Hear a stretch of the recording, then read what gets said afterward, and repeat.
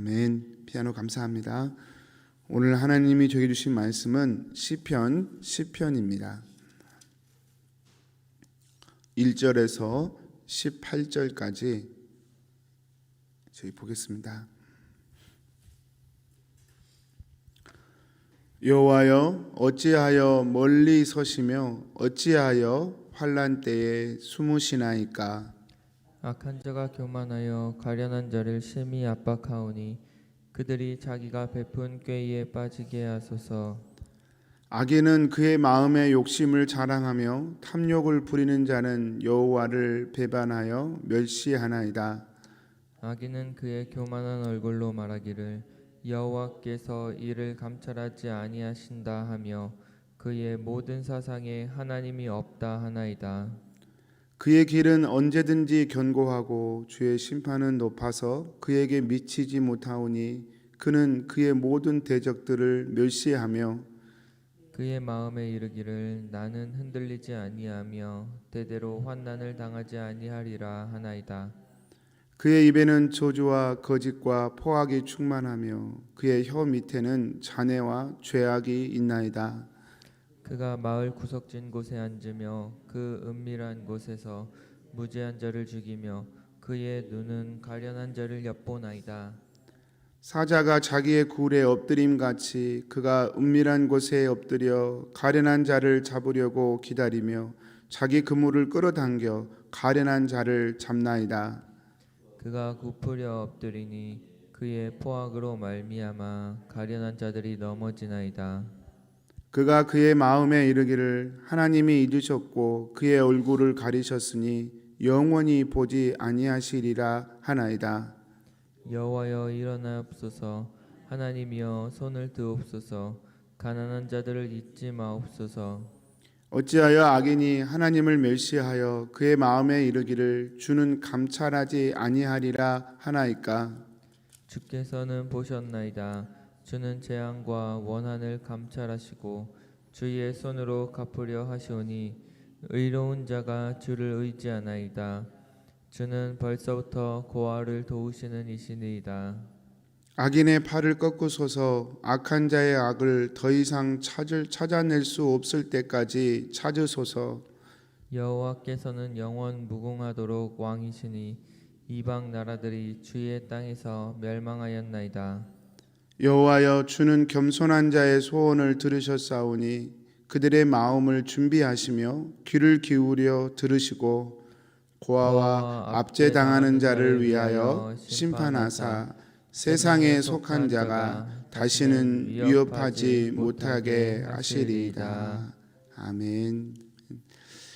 좀 긴 시편을 저희가 읽었는데요. 어찌하여에서 보셨나이다로 끝나는 그런 시편입니다. 그래서 어찌하여에서 보셨나이다까지라는 제목으로 하나님의 말씀 묵상하겠습니다. 시편은 누가 지었는지 9편에 연결된 건지 좀 의견들이 분분합니다. 근데 그건 그렇게 중요하지 않을 것 같고요. 시편은 시인 저자의 고통이라기보다는 세상의 부조리에 대한 안타까움이 들어 있습니다. 주변을 돌아보니까 악한 사람들이 이렇게 약자들을 괴롭히고 그들의 것을 빼앗고 그들의 피를 즐겨 흘리면서 산다는 것이죠. 약자들은 계속해서 약해지고 강자들은 더 강해지는 그런 세상을 지금 지은이가 보고 있는 겁니다. 그러면서 안타깝고 주님 어찌하여 이런 일이 벌어집니까? 주님 어째서 이런 상황을 내버려 두십니까? 이제 그런 기도로 이 시편을 시작합니다. 성도님들, 우리가 또 살면서 늘 느끼는 게 하나님 어찌하여라는 질문을 참 많이 하게 됩니다. 성도님들 많이 하시게 되기를 축복합니다. 왜냐하면 그 질문을 한다는 것은 하나님과 교제가 일어나고 있다는 증거이기 때문에 그렇습니다. 우리가 하나님과 동행하려고 예를 쓰면요, 어찌하여라는 탄식이 참 많이 나오게 되어 있어요. 필립 얀시라고 하는 분이 내 안에 하나님이 없다라는 책을 썼어요. 성도님들, 내 안에 하나님이 없다라고 고백하는 것은 내 안에 하나님이 계시다는 반증입니다. 항상 잠자고 있는 사람은 내가 잠자고 있다는 걸 몰라요. 그런데 깨서 보면 내가 자고 있다는 사실을 알아요. 내 안에 하나님이 없다라고 하는 것을 인지한다는 말은 하나님과 교제가 일어나고 있다는 증거예요. 어찌하여라는 질문은요, 내가 세상을 이해할 수 없고 또 하나님께 불평하듯이 던지는 말 같지만 하나님의 관점으로 세상을 보려고 예를 쓰는 것이죠. 여러분, 만약에 약육강식의 관점으로만 세상을 본다면, 세상 사람들의 관점으로 그저 사람 살아간다는 모습을 본다면 그건 어떻게 보면 당연한 거예요. 그래서 뭐라 그래요? 서러우면 출세해. 서러우면 강자가 돼야지. 나도 다 노력해서 강자가 된 거야. 이런 식으로만 세상을 바라보게 되어 있기 때문에 강자가 누리는 것 당연한 거고 약자가 억울해지는 것 당연한 것으로 그냥 세상 양육강식은 그렇게 보는 겁니다. 그런데 하나님의 눈으로 세상을 보니까 그렇지 않은 것이죠. 세상 모든 사람이 가치가 있고 존재가 있고 의미가 있고, 그러니까 이게 안 맞는 거죠. 그래서 하나님의 관점으로 세상의 부조리를 보니까 어찌하여라는 탄식이 나오는 거예요. 어찌하여라는 탄식 속에 이 현실의 암담함이 그대로 담겨 있습니다. 시인 저자가 보는 세상은 너무나도 안 맞아요. 억울한 세상이에요. 착한 사람이 더 잘되고 더 건강하고 더 복을 받아야 될 텐데 착한 사람이 억울하고 답답한 일을 당해요. 나쁜 사람이 좀 심판을 당하고 좀 이렇게 멸망하는 모습을 봐야 될 텐데 오히려 악한 사람은 오히려 더 승승장구하고 큰 소리를 치는 겁니다. 악한 사람들이 했던 대표적인 말들이 오늘 말씀 3절 4절에 보면, 제가 좀 쉬운 메시지 성경으로 읽어드리면 이렇게 표현되어 있어요.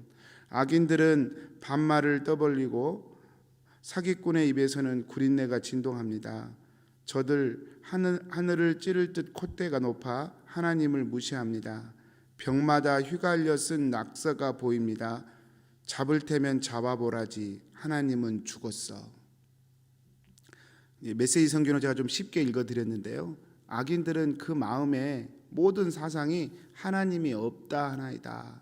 오늘 성경에는 그렇게 얘기하죠. 악인들의 가장 중심에는 뭐가 있냐면 하나님은 없어, 신은 없어. 그냥 한 세상 다 사는 거야. 이 땅이 전부인 사람들은요, 이 땅의 전부인 이 세상에서 조금 더 남보다 나은 삶을 살기 위해서 남을 억압하고 또 남을 희생시키는 것에 대해서 전혀 두려움이 없어요. 이 땅이 전부이기 때문에. 악인들은 생각한다는 거예요. 마음속에 하나님은 없어. 하나님은 없어. 잡을 테면 잡아봐. 니체가 그랬죠. 신이 어디 있는가. 철학자 니체가 대낮에 등불을 들고 다니면서 퍼포먼스를 했어요. 하나님이 없다는 것이죠. 아무리 찾아도 하나님은 없다는 거예요. 하나님을 조롱하기 위해서 그렇게 했죠. 이게 악인의 깊은 심정입니다. 악인의 깊은 심정이에요. 성도님들, 이런 악의 가득한 세상에서 우리가 볼 때에 항상 믿음의 사람, 정직한 사람은 고난을 당하는 것 같아요. 억울한 것 같아요. 그런데 성도님들, 오늘 시편은 그렇게만 끝나지 않습니다. 오늘 말씀 14절에 보면 이 시인은 어찌하라는 말을 계속 던지다가 14절에 이렇게 고백해요. 주께서는 보셨나이다. 보셨나이다. 눈에 보이는 지금 현실은 앞뒤가 안 맞고 이게 안 돼요. 속상해요. 이해가 안 돼요. 그런데 그럼에도 불구하고 하나님께서 이 모든 상황을 보고 계십니다. 주님께서는 지금까지 보셨고 또 지금도 보고 계십니다. 이런 말씀으로, 이런 고백으로 지금 시편이 끝나고 있습니다. 주님께서 보신다는 믿음으로 이제 14절부터 18절까지 말씀을 마무리하는데요, 제가 14절을 메시지 성경으로 다시 한번 읽어드리겠습니다. 그러나 주님은 이 모든 상황을 아십니다. 그들이 당하는 업심여김과 학대를 잘 아십니다. 언젠가는 가련한 자들이 주님 주시는 복을 분명히 받게 될 것입니다. 주께서 저들의 기대를 저버리지 않으실 테니 그들이 영원한 고아로 남지 않을 것입니다. 언젠가는 주님께서 주님의 공의를 이루실 겁니다. 악인은 심판하시고 의인들은, 정직한 자는 그 정직함의 복을 누리도록 하나님이 그렇게 하실 겁니다. 이것이 시인의 마지막 결론입니다. 성도님들, 어떻게 이렇게 바뀔 수 있을까요? 분명히 눈에 보이는 세상은 어찌하여 탄식할 수밖에 없는 세상인데 어떻게 보셨나이다. 주님은 반드시 그렇게 하실 겁니다. 이런 믿음의 고백으로 끝날 수 있을까요? 저는 하나님을 바라보는 것 외에는 답이 없다고 생각합니다. 하나님을 어떻게 볼 수 있을까? 결국 하나님을 볼 수 있는가 없는가의 차이점에서 이 시편과 악인의 차이는 구별된다고 생각합니다. 성도님들, 어떻게 하나님을 볼 수 있을까요? 성경을 아무리 읽어도 또 저도 늘 놓치고 그렇지라고 돌아오는 대목이 하나님은 우리와 함께 하신다는 것입니다. 예수님은 우리를 위해 십자가에 죽으시고 부활하셔서 분명히 육체로 하늘로 올라가셨습니다. 하나님 보좌 우편에 앉아 계십니다. 그런데 동시에 그분은 영으로 성령으로 교회 안에 들어오셨습니다. 그 말은 저와 여러분 안에 예수님이 성령으로 지금 우리 안에 거하시다는 것입니다. 이게 결론입니다. 이게 복음의 결론이에요. 그래서 톰 나이트는 복음은 드라마다라는 책을 썼는데요. 복음은 어떤 한 부분만 딱 잘라서 예수님이 나를 위해 십자가에 죽으셔서 그분을 믿으면 다 의인데 이것만 딱 잘라서 써먹으면 안 됩니다. 복음은 그렇게 딱 잘라서 할 수 있는 게 아니라 드라마처럼 연결이 되어 있어요. 기승전결이 있습니다. 예수님이 왜 우리를 위해 죽으셨습니까? 우리가 왜 의인이 되었습니까? 이제는 하나님의 자녀로 하나님과 영원히 동행하며 살기 위해서 그러한 일들을 행하신 것이죠. 그래서 복음의 결론은 이제는 하나님과 동행하는 것입니다. 그게 복음의 결론이고 그게 모든 하나님의 사역의 결론입니다. 하나님을 바라보는 것이 우리가 세상을 이길 수 있는 힘입니다. 눈에 보이는 세상은 정말 어찌하여요. 제 자신도 그렇고, 아니 다른 사람은 말하기는 둘째치고 제 자신의 삶을 봐도 어찌하여 나는 이렇게밖에 못 살까. 정말 좀 가치 있게 살았으면 좋겠는데, 킹슨의 영혼들이 다 나한테 달렸다고 생각한다면 참 정말 값진 사역이고 너무 귀한 사역인데 참 그게 그 생각대로 안 돼요. 시간을 낭비해 버리고 기도를 좀 더 해야 되는데 더 되지 않고 안타까움이 있어요. 어찌하여입니다. 다른 사람은 둘째치고 제 자신을 보고도 너는 어째서 그렇게밖에 못 사냐? 너는 어째서 그렇게 사냐? 어째서 그렇게 생각과 말이 그렇게 이기적이냐? 제 자신을 향해서 늘 이렇게 탄식이 나와요. 어떻게 해결할까요? 어제 그냥 이 말씀 붙들고 하루 종일 마음에 묵상하고 나름대로 해봤는데 제 인격으로는 더 이상 해결이 안 돼. 제 성품으로는 더 이상 해결이 안 돼요. 제가 노력해서 착한 사람이 돼봤자 얼마나 더 착해지겠습니까? 제가 이를 악물고 열심히 살아야지. 그런다고 얼마나 더 열심히 살겠습니까? 지금까지 수없이 사이클을 경험하면서 경험했기 때문에 결론이 나오죠. 방법이 없습니다. 하나님 주신 복음, 내 안에 예수님이 내 안에 계시다는 사실을 겸손하게 믿음의 눈으로 의식하며 살아가는 거죠. 예수님이 나와 함께 하시면 말도 좀 바뀌고, 예수님이 나와 함께 하시면 삶의 가치관도 바뀔 수밖에 없고, 결론은 예수님과 함께 하는 거예요. 그래서 내가 때로는 삶을 살면서 내 감정과 내 염려가 하나님 가만 계세요. 하나님, 예수님 지금은 좀 눈 감아주세요. 이렇게 행동할 때가 많거든요. 그러다가 다시 말씀 앞에 서면 그렇지, 복음의 결론은 예수님이 내 안에 계시다는 것이지. 다시 깨닫고 나면 주님 무시한 게 그렇게 죄송하고 미안하고 죄스럽고, 그 죄를 고백하고 다시 주님 나와 함께 하심에 대해서 내 영의 눈이 열리게 해주십시오. 기도가 되고, 그 주님이 내 안에 거하심이 믿어지는 그 순간순간들은 내 뜻대로 살지 않고 주님의 뜻 앞에 겸손하게 살게 되는 것이죠. 눈에 보이는 건들 어찌하여지만 마음의 이 중심은 하나님이 다 보고 계시죠. 하나님의 뜻대로 이루어지실 것이죠. 하나님이 말씀하셨으니 그 말씀 반드시 이루어지는 것이죠.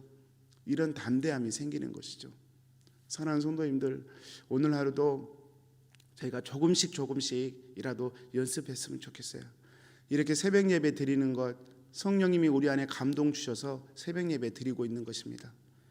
하루를 사시면서 문득문득 하나님이 생각나신다면 그거는 절대로 우리가 할 수 있는 일이 아니에요.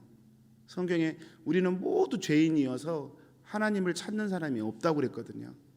그런데 우리 마음속에 살면서 하나님 하고 이렇게 부를 수 있는 것, 그건 정말 성령님이 우리 안에 계시다는 명백한 증거거든요. 근데 문제는 그 성령님을 우리가 의식하는 횟수가 너무너무 적다는 거예요. 그 성령님을 바라보고 우리 마음에 계신 주님을 바라보고 날마다 내 삶 가운데 그 주님과 동행할 수만 있다면 사실은 이 세상이 어땠든 간에 상관없이 내가 어떤 쓴뿌리를 가지고 태어났든지 내 유년 시절이 어땠든지 상관없이 그 쓴뿌리에 붙들리지 않고 하나님의 사람으로 살아갈 수 있게 되는 것이죠. 사랑하는 성도님들, 오늘 또 말씀으로 축복합니다.